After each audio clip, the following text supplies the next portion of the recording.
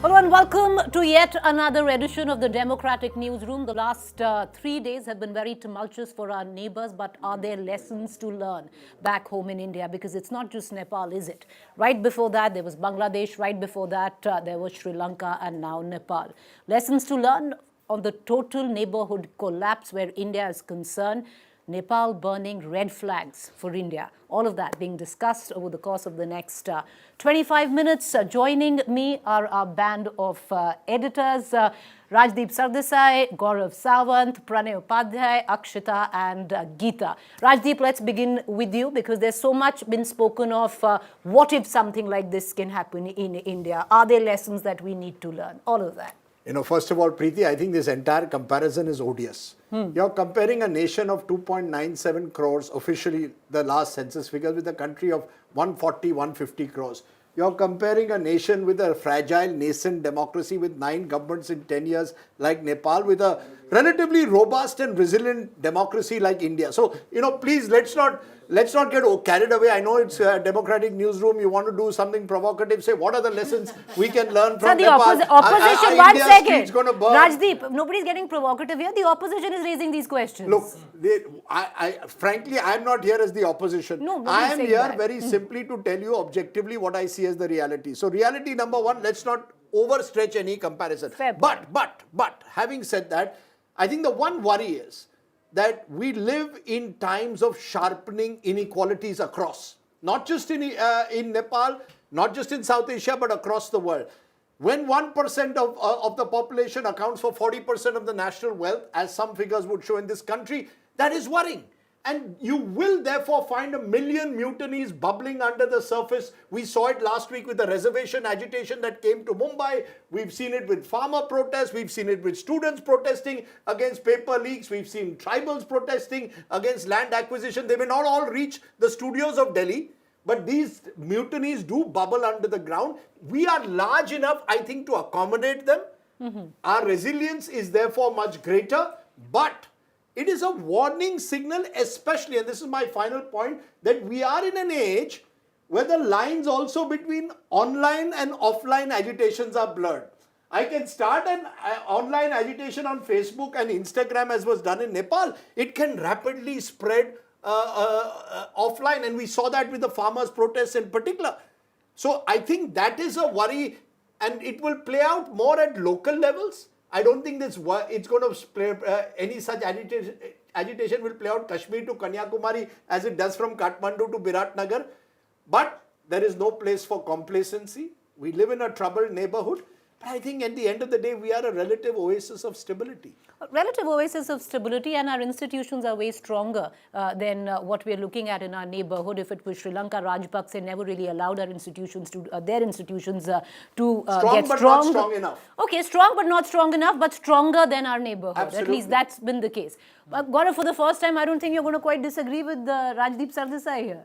So, what a boring Democratic Newsroom this is going to be. He'll find a way. 1 million mutinies may be a dream of a certain ecosystem across the world that has led to, that's fished in troubled waters across the neighborhood. We've seen that. But India is a very strong democracy. We have a very strong constitution, and we have the executive, the legislature and the judiciary all independent, all do their job very well. And we have a very strong media, the fourth estate. We have a very strong social media, and we have institutions that work in India. We should be very proud of our system. It's not as if we are slightly better. We are outstandingly doing very well when it comes to all these aspects. Look at 1 million mutinies. Well, people did try and fish in troubled waters. You had the Shaheen Bagh Dadis being egged on. You've had intelligence bureau officers being killed.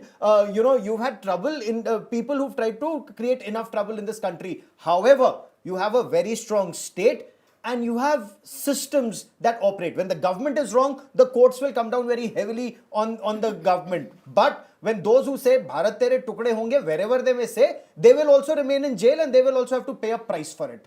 All right, but the issue I feel also, and I'm going to bring in I hope you Akshita. don't even want a reaction from me to No, what I just said, but what we'll I'm go just on. saying is in the issue. In the interest of peace, I will not say a word. No, but okay, with my 2 cents, the issue with that I actually do feel is that whether it's Shaheen Bagh, whether it's the farmer protest, whether it's JNU protest, you can't brush it under the carpet and say it's a foreign hand. That's where the trouble begins. Because these are protests which have taken Nobody place said in your there's a very own foreign country. hand. You've Foreign got hand may to, you've drive got to fish in accept troubled it, you've got to waters. address it, and you have to Of course, that's listen exactly to your what the- people. that's You exactly can't, what you the can't, you gov- can't if I pretend. may- You cannot if I- pretend. if I may, that's You exactly cannot what has pretend. happened. You cannot be in denial and say this is all foreign hand, nothing to do with India or emotions in India. Since he used such very strong words, I think this is my problem with our system. We become as if we are the best. We are the best. This attitude needs to be tempered down with certain ground realities. There are agitations with, as I said, we don't see in TV studios, but they take place in different parts of the country. Students protest against paper leaks. You'll have people protesting against land acquisition. They take place and bubble at different parts of the country. Don't call them we need to anti-national. You need to, The moment- or Khalistanis, the or moment there is Khalistanis. an Yeah. agitation in the country, we Right. immediately brand the dissenters today as that's dangerous. Do not no, do that. Rajdeep, it's a sign of a healthy allow Exactly. Akshita You to call come. somebody protest, anti-national, and you can have some who to dissent throw against someone the in jail. protest. No, Okay, that's not the way to deal okay, with Rajdeep. it. Okay, let's get everybody in. You know, Akshita. land acquisition, 2015, government retreated. 2020 It had to. farm laws. It That's had to. democracy. Okay, fine. Allow me. There That's is the fine. power of a Okay, protest I want to bring in sometimes Akshita. also Okay, have- one second. And Gaurav. that's Akshita. exactly As why long as you My don't. simple Rajdeep and Gaurav, allow Akshita to My speak. simple Sorry. point is Yeah. the question that you raised, Preeti, about lessons for India. I think rather than lessons, it's a reminder for India that we're in a country where there's no political instability. We're in a country where there's no economic instability like what's happening in France, and you're seeing protests happening there. We're in a country where we can have a democratic newsroom and we're not shot dead for our views like what's happened in America. So my simple point is that I think our reminder is that we should be happy we're in a vibrant democracy today where we can have differing views and go out and say it. We can take to social media. We have social media. True. We can put out those views.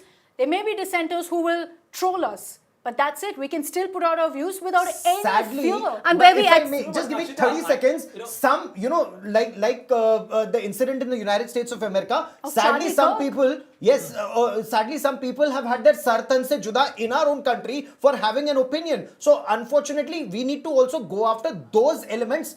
Everyone needs to go after those elements. There cannot be a selective approach to this, as you very rightly point out. As there can't be any selective approach to any protest and calling it the work of a foreign hand Or and calling be in them complete anti-national. denial or be in complete You're denial a on what their citizen of the demands are. country. You're a Okay. citizen of the country No, and you have a everyone's right to Where say is what you tribal? want. Where is I a mean, tribal? they Gita, can no, be one minute. labeled Look at anti-national. Okay, allow.